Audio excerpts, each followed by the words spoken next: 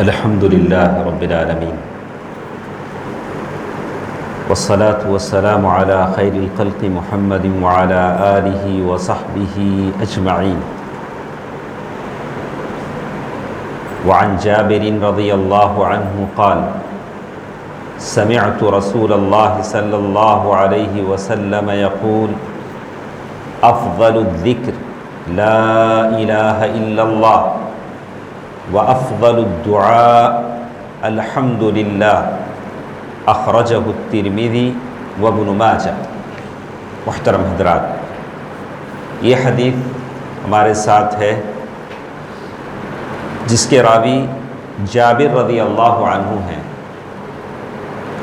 جابر رضی اللہ عنہ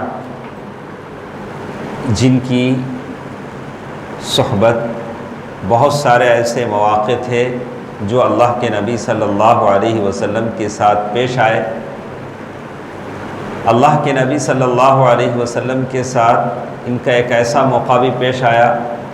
کسی جنگ سے واپس آ رہے تھے، جلد جانا چاہ رہے تھے، تو جابر رضی اللہ تعالیٰ عنہ سے اللہ کے نبی صلی اللہ علیہ وسلم نے پوچھا کہ جابر، کیا بات ہے، تمہاری اونٹنی چل نہیں رہی ہے اور تم جلد گھر واپس جانا چاہتے ہو؟ تو انہوں نے نئی شادی کی تھی، اونٹنی بڈھی تھی، چل نہیں رہی تھی. بولا کہ اللہ کے نبی صلی اللہ علیہ وسلم نے پوچھا کہ جابر تم نے شادی کی؟ بولا کہ ہاں اللہ کی.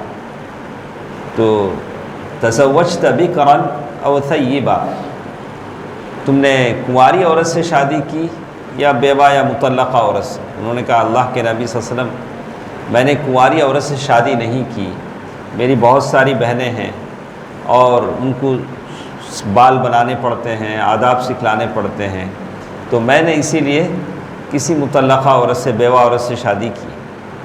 تو اللہ کے نبی صلی اللہ علیہ وسلم فرمایا: ہلا تزوجت بکرا، تم نے اگر کنواری عورت سے شادی کی ہوتی تو وہ تمہارے ساتھ کھیلتی، تم اس کے ساتھ کھیلتے. تو بہرکیف پھر اللہ کے نبی صلی اللہ علیہ وسلم نے کہا کہ ایسا کرو کہ یہ اونٹنی مجھے بیچ دو. پھر اللہ کے نبی صلی اللہ علیہ وسلم نے اونٹنی خرید لیا اور کہا کہ لیکن اس شرط پر کہ مدینہ جانے کے بعد میں یہ اونٹنی تم سے لوں گا.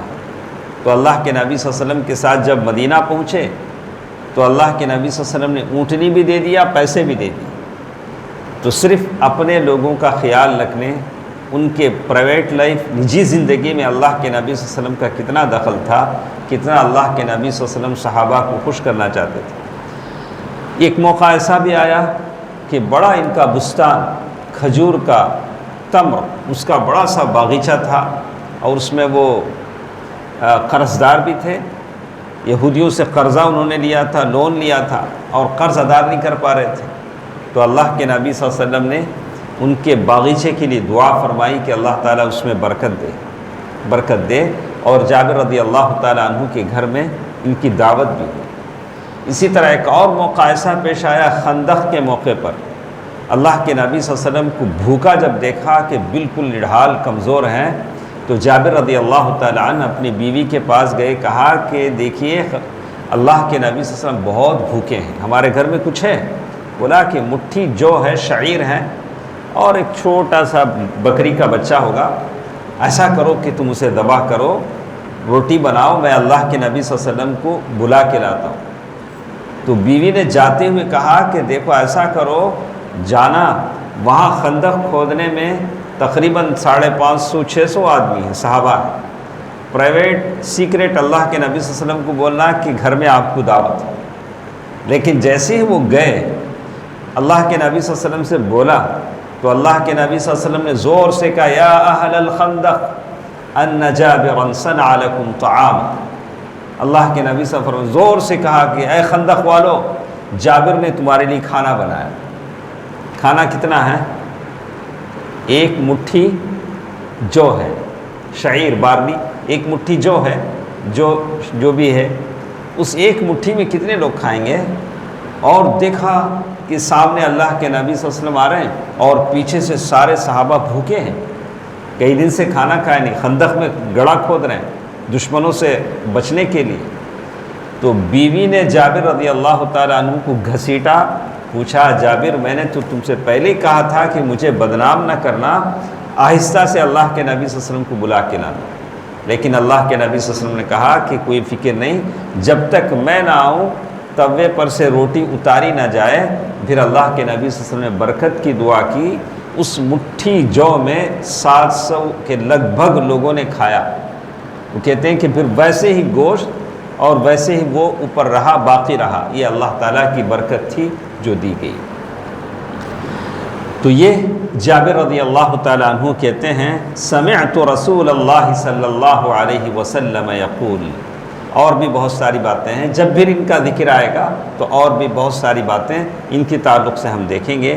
کہتے ہیں کہ میں نے اللہ کے نبی صلی اللہ علیہ وسلم کو کہتے ہوئے سنا، یقول افضل الذکر لا الہ الا اللہ، افضل ذکر لا الہ الا اللہ۔ لا الہ الا اللہ ایک وظیفہ ہے، ایک عقیدہ ہے، اسی لیے اس کا اتنا بڑا مقام ہے۔ افضل الذکر لا الہ الا اللہ وافضل الدعاء الحمدللہ، افضل الدعاء الحمدللہ۔ اور اسے مختلف جگہوں پر پڑھنے کی بات کہی گئی۔ آدمی جب پڑھتا ہے، جیسے وضو بناتے ہیں آپ، وضو بنانے کے بعد جیسے کہتے ہیں اشہد ان لا الہ الا اللہ وحدہ لا شریک لہ، آپ یہ دعا پڑھتے ہیں لا الہ الا اللہ۔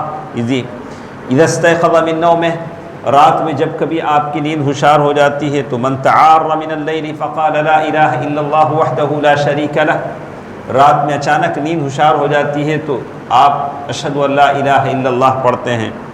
فی اول النہار عند الصباح من قال لا الہ الا اللہ وحدہ لا شریک لہ، اذکار صباحیہ میں اس دعا کو پڑھتے ہیں۔ بعد السلام من الصلاۃ، جیسے ہی سلام پھیرتے ہیں لا الہ الا اللہ وحدہ لا شریک لہ، اس کو بھی آپ پڑھتے ہیں۔ عند الکرب والضیق، جب انتہائی آپ پریشان ہو جاتے ہیں، پینک ہو جاتے ہیں، بہت ہی پریشانی میں آ جاتے ہیں، تب بھی یہ دعا پڑھتے ہیں لا الہ الا اللہ العظیم الحلیم۔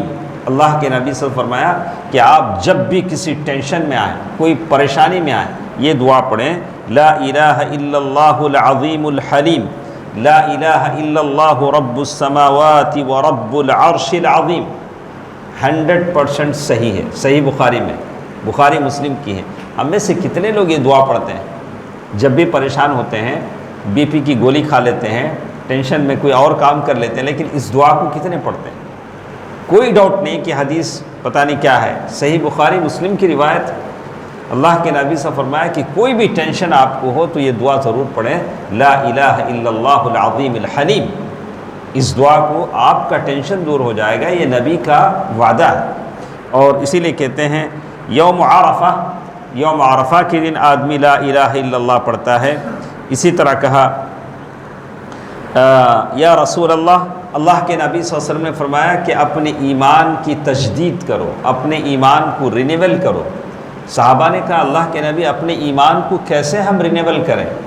تو کہا اکثروا من قول لا الہ الا اللہ، جتنا تم لا الہ الا اللہ کہو گے اور تمہارا ایمان بوسٹر، یعنی ایسا ہے کہ تمہارے ایمان میں ایک طاقت آتی رہے۔ لا الہ الا اللہ آسان ہے، آدمی کہے، وہ ہمارا عقیدہ ہے۔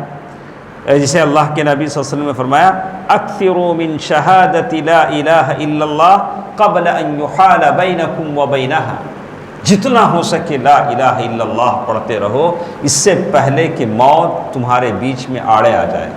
لا الہ الا اللہ کہنے سمجھو، کہنا چاہو کہہ نہیں پاؤ۔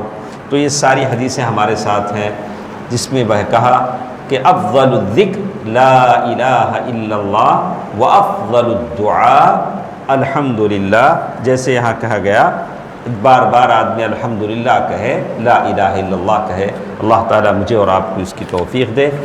انشاءاللہ کل سے ہمارے ساتھ اس بات کا ذکر ہے کہ توحید کی بارے میں ہماری ساری باتیں ہیں، اور بھی اسی سے جڑی کچھ باتیں اور بھی ہمارے ساتھ ہیں۔ اللہ تعالیٰ بہتر بات سننے اور عمل کرنے کی توفیق دے، آمین۔ والسلام علیکم ورحمۃ اللہ وبرکاتہ۔